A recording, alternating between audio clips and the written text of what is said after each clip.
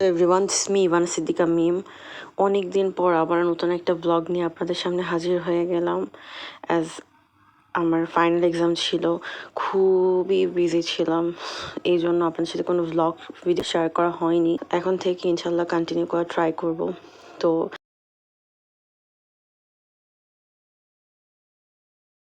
25th মে আমার birthday ছিল। তো আব্বু রাতে আমার জন্য কেক নিয়ে বাসায় আসে, আর আম্মু আমার জন্য শপিং করে নিয়ে এসেছিল। তো আমি কেক কেটে আমার ভাইকে খাইয়ে দিয়েছিলাম। ওইভাবে কোনো আমরা সেলিব্রেট কখনো করি না, জাস্ট কেক নিয়ে আসা হয় অ্যান্ড কাট করি আমরা, জাস্ট এতটুকুই। আমি যেহেতু ডায়েটে আছি, সো একটু কেকও আমি খাইনি, আমার ভাই শেষ করে পুরোটা কেক। তো এরপর সকালবেলা আমি আমার গিফটগুলো আনবক্স করছিলাম।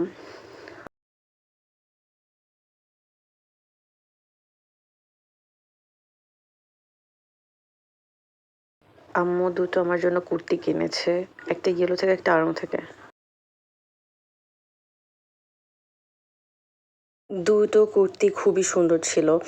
ইয়েলোর কুর্তিটা আমার সব থেকে বেশি পছন্দ হয়েছে। এটা হচ্ছে শর্ট কুর্তি ছিল, কিন্তু এটা অনেক সুন্দর। আর প্রাইসটা হচ্ছে, এটা নিয়েছিল 4000+ ভ্যাট। স্লিভসটা জোস ছিল, আমার খুবই খুবই খুবই পছন্দ হয়েছে, একদম পাকিস্তানি স্টাইলে। পাকিস্তানি এথনিকের যে ড্রেসগুলো ওই প্যাটার্নে ছিল এটা। আমার খুবই ভালো লেগেছে এটা। এটার সাথে একটা ব্ল্যাক ফর্মাল প্যান্ট দিয়ে পরলে অনেক ভালো লাগবে। আর এটা হচ্ছে আড়ং থেকে দিয়েছে। এটাও লং কুর্তি ছিল, কিন্তু ডিজাইনটা অনেক সুন্দর ছিল। এটা হচ্ছে ওদের ঈদ নিউ অ্যারাইভাল কালেকশন ছিল, এটা ঈদের স্পেশাল, অনেক সুন্দর ছিল। স্লিভসের কাজটা আমার এত ভালো লেগেছে, স্পেশালি সাইডের কাজটা, ব্যাক নেকের কাজটা অনেক সুন্দর ছিল। ড্রেসটা অনেক গর্জিয়াস, অনেক গর্জিয়াস।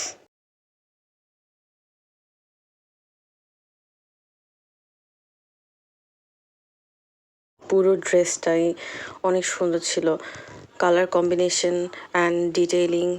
আর এটা হচ্ছে নিচ থেকে একটু স্প্লিট করা ছিল, খুবই সুন্দর ড্রেসটা। আমি এটা পরলে আপনাদের সাথে শেয়ার করব কেমন লাগছে, এটা দেখতে কেমন লাগে। এটা স্টাইলিং করে পরলে আমি আপনাদের সাথে অবশ্যই শেয়ার করব। খুবই সুন্দর লেগেছে ড্রেসটা, খুবই পছন্দ হয়েছে ড্রেসটা আমার।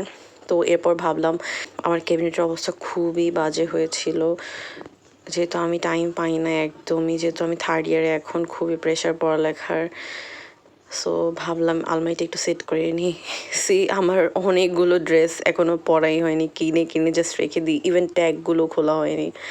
আরও অনেকগুলো ড্রেস আছে যেগুলো একদম যেরকম কিনেছি ওইভাবেই বস্তাবন্দি করে রেখে দিয়েছি, ধরার টাইমও নেই, গুছানোর টাইমও নেই, পরার টাইমও নেই।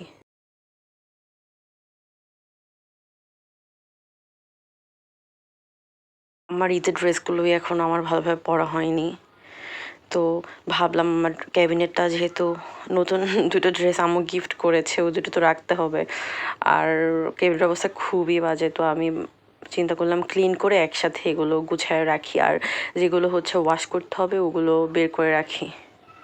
তো আমি আমার ক্যাবিনেটটা ফার্স্টে ভালো করে ক্লিন করে নিচ্ছিলাম টিস্যু পেপার দিয়ে।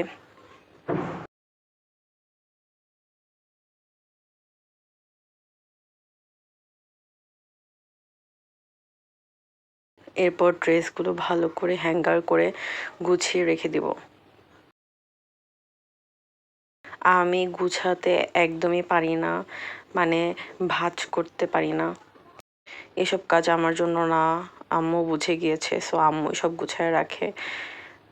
আমি সময় পেলে জাস্ট একটু ট্রাই করি করার, সেটাও 6 মাসে একবার হয়তো।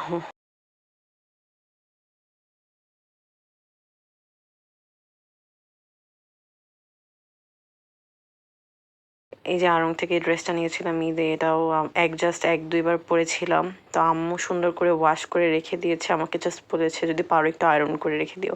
আমার ওই টাইমটাও হয়নি, আমি আয়রন না করে ওভাবেই একটু হ্যাঙ্গার করে রেখে দিচ্ছিলাম, যখন পরবো তখন আয়রন করে নেব।